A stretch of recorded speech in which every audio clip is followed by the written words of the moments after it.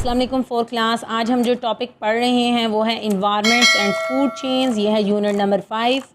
आपको first topic जो दिया हुआ है बुक के अंदर वो है इन्वायरमेंट। इन्वायरमेंट को डिस्कस करने से पहले मैं आपको थोड़ा सा कॉन्सेप्ट देना चाहूँगी। आपके इर्द गिर्द मौजूद हर चीज़ आपका इन्वायरमेंट है। लेट्स सपोज एक एग्ज़ाम्पल लेते हैं। आप एक कमरे में बैठे हैं, वहाँ पर कारपेट बिछा हुआ है, एसी चल रहा है, फ़ैन जो है वो ऑन है, वहाँ पर एयर भी मौजूद है। वहाँ पर आपने एक कैट पाली हुई है, लेट्स सपोज पर्शियन कैट आपने पाली हुई है, वो भी वहाँ पर मौजूद है। वहाँ पर आपके फैमिली मेम्बर्स, आपके भाई बहन भी मौजूद हैं, आपके वालिदैन भी मौजूद हैं। वहाँ पर जो है वो मुख्तलिफ़ चीज़ें, खिलौने भी पड़े हुए हैं, बुक्स भी पड़ी हुई हैं। ये हर चीज़ जो आपके इर्द गिर्द मौजूद है ये आपका इन्वायरमेंट है। तो लेट्स स्टार्ट। हम पढ़ते हैं आपकी बुक से। What is environment? Your environment is everything that is around you wherever you happen to be. आपका इन्वायरमेंट हर वो चीज़ है जो आपके इर्द गिर्द मौजूद है, चाहे आप कहीं भी मौजूद हैं। Your house, your school, the roads, the playing fields, the shop, the people, the city you live in and the air you breathe all form part of your environment. आपका घर, आपका स्कूल, सड़कें, खेलों के मैदान, दुकानें और लोग, और वो शहर जिसमें आप रहते हैं, और हवा जिसमें आप सांस ले रहे हैं, ये सब कुछ आपका इन्वायरमेंट है। यानी आपके इर्द गिर्द मौजूद हर चीज़, चाहे वो जानदार है यानी सांस लेने वाली है यानी लिविंग है, चाहे वो नॉन लिविंग है, वो आपका इन्वायरमेंट है। ऑन अ वाइडर स्केल, एक बड़े पैमाने पर, the environment of all living creature is earth. अगर हम बड़े पैमाने पर देखें तो हमारे इर्द गिर्द मौजूद तमाम मखलूक़ात का इन्वायरमेंट अगर हम देखें तो ये अर्थ है। पूरी की पूरी ज़मीन एक इन्वायरमेंट है। आपके इर्द गिर्द मौजूद हर चीज़, आप अपने आप को डिस्कस कर रहे होते हैं, लेकिन दुनिया में तो बहुत सारी लिविंग क्रिएचर्स हैं, प्लांट्स हैं, एनिमल्स हैं, ह्यूमंस हैं। तो इन सब के इर्द गिर्द मौजूद एक इन्वायरमेंट है और पूरी दुनिया एक इन्वायरमेंट की तरह है। Every living thing has its own environment. हर जानदार चीज़ का अपना इन्वायरमेंट है। देखें ना, हमारा इन्वायरमेंट ये है कि हम एक रूम में बैठे हैं, वहाँ पे एयर है, फ़ैन है, हमारे इर्द गिर्द कोई कैट फिर रही है, हमारे पेरेंट्स हैं, हमारा इन्वायरमेंट डिफरेंट है।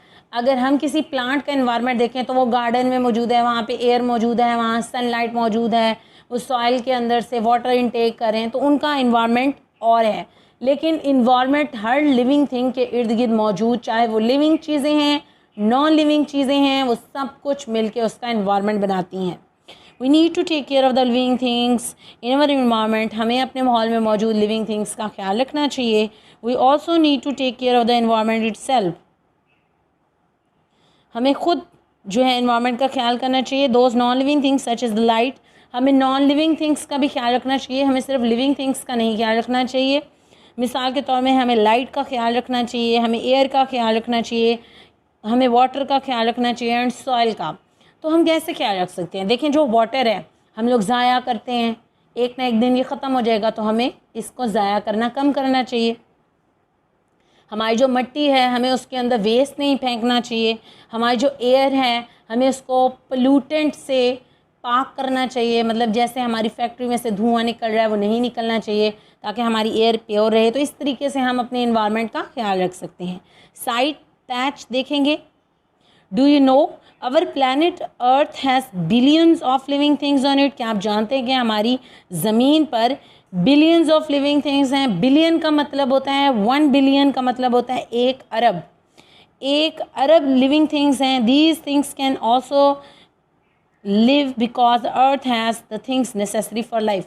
ये चीज़ें ज़मीन पर इसलिए ज़िंदा हैं क्योंकि ज़मीन के ऊपर वो सारे वसाइल मौजूद हैं जो इन्हें चाहिए हैं, जो इन्हें ज़िंदा रहने के लिए चाहिए। मिसाल के तौर पे यहाँ पर हम कह सकते हैं इन्हें एयर चाहिए, इन्हें फूड चाहिए, इन्हें हर वो चीज़ जो चाहिए वो अर्थ के ऊपर मौजूद है, तभी तो ये लिविंग है। हम अपने नेक्स्ट टॉपिक की तरफ आते हैं जो कि है वाटर। आपको पता होना चाहिए वाटर आपकी बॉडी का मेजर पार्ट है। 65 से 70% आपकी बॉडी पानी से बनी हुई है, और ये बात कुरान पाक की आयत से भी प्रूफ हुई है।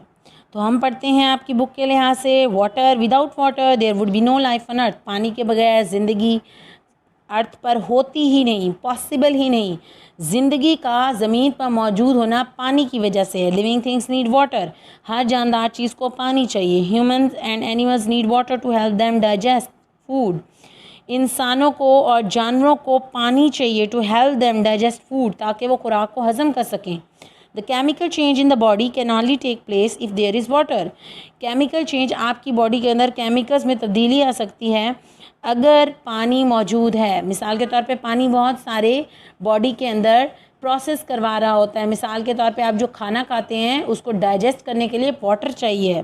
Plants need water to help them to grow and to produce food in their leaves, plants अपनी फूड खुद बनाते हैं। देखें ना, हम प्लांट्स को खाना तो नहीं डालते, प्लांट्स को खाना खुद बनाना पड़ता है, अपनी फूड खुद बनानी पड़ती है। तो वो अपनी फूड कैसे बनाते हैं, उनको वाटर चाहिए। और वो वाटर कहाँ से लेते हैं, वो वाटर सॉइल से लेते हैं, ज़मीन से वो पानी लेते हैं और पानी को पत्तों के अंदर पहुँचाते हैं और पत्तों में प्लांट्स अपनी फूड प्रिपेयर करते हैं। समझ आ रही है आपको? प्लांट्स अपनी फूड प्रिपेयर कैसे करते हैं, उनको पानी चाहिए जो वो ज़मीन से लेते हैं और फिर वो अपनी खुराक पत्तों में तैयार करते हैं। साइड पे एक डू यू नो दिया हुआ है, वो देखेंगे। लाइफ ओरिजिनेटेड इन वाटर, पानी ज़िंदगी में शुरू होती है। ओरिजिनेट का मतलब अखज़ होना, शुरू होना, इब्तदा होना।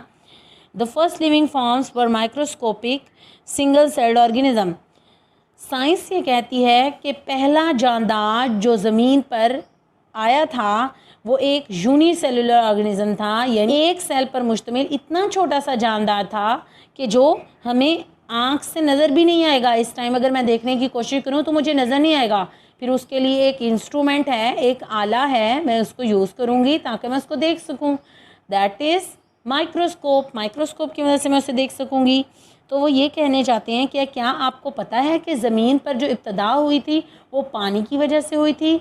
लाइफ का जो पहला ऑर्गेनिज्म था वो पानी की वजह से हमारे वजूद में आया था। और पानी जो होता है वो आपको पता है कि हमारी बॉडी का भी 65 से 70% बना रहा है और ज़मीन का भी बहुत बड़ा हिस्सा पानी ने कवर किया हुआ है। तो वो ये बताना चाहता है कि वो जो पहला ऑर्गेनिज्म बना था वो माइक्रोस्कोपिक था, यानी वो माइक्रोस्कोप से नज़र आता था। इतना छोटा है कि अगर हम अब देखना चाहें तो वो हमें नज़र नहीं आएगा। उसको देखने के लिए हमें एक इंस्ट्रूमेंट यूज़ करना पड़ेगा जिसे हम माइक्रोस्कोप का नाम देते हैं। पेज नंबर 43 पे ऊपर दिया हुआ है discuss and answer, talk about this question and then note down the answer in your own words. वो कहता है इन सवालों पे बातचीत करें और इन अपनी नोटबुक्स में लिखें। सबसे पहला सवाल, where can humans get water from, humans पानी कहाँ से हासिल करते हैं। तो मैं कहूँगी we can get water through the foods like soup, milk, tea, coffee, juices. We can directly drink water, हम पानी, हमारी बॉडी पानी कहाँ से हासिल करती है, हमारी बॉडी खुराक से पानी हासिल करती है। मिसाल के तौर पे हम जो सूप्स पीते हैं, जो यखनी पीते हैं, हम जो दूध पीते हैं, हम चाय पीते हैं, हम कॉफ़ी पीते हैं, हम मुख्तलिफ जूसेस पीते हैं, इन सब के अंदर से हमारी बॉडी वाटर इनटेक कर लेती है, ले लेती है। उसके अलावा हम पानी डायरेक्टली भी पीते हैं। उसके बाद नेक्स्ट क्वेश्चन है what type of water do we need to drink, हमें किस तरह का पानी पीना चाहिए। We need to drink purified water, हमें साफ़ पानी पीना चाहिए। ऐसा पानी जिसके अंदर जर्म्स ना हो या जिसके अंदर सॉल्ट्स की कंसंट्रेशन बहुत ज़्यादा ना हो, क्योंकि अगर जर्म्स होंगे तो हमें बीमारियां हो जाएंगी और अगर पानी जो होगा उसमें सॉल्ट्स बहुत ज़्यादा होंगे तो हमारा स्टमक उसको डाइजेस्ट नहीं कर सकेगा, यानी हम उस पानी को पिएंगे तो भी हम बीमार हो जाएंगे। नेक्स्ट क्वेश्चन है which types of water not suitable for drinking and why, किस तरह के पानी पीने के काबिल नहीं है और उसकी वजह क्या है। Contaminated water is not suitable for drinking because it contains germs that can cause diseases, गंदा पानी या आलूदा पानी हमारे पीने के लिए सेफ़ नहीं है क्योंकि उसके अंदर जर्म्स हो सकते हैं और वह जर्म्स हमें डिजीज़ेस काज कर सकते हैं, बीमारियों की वजह बन सकते हैं।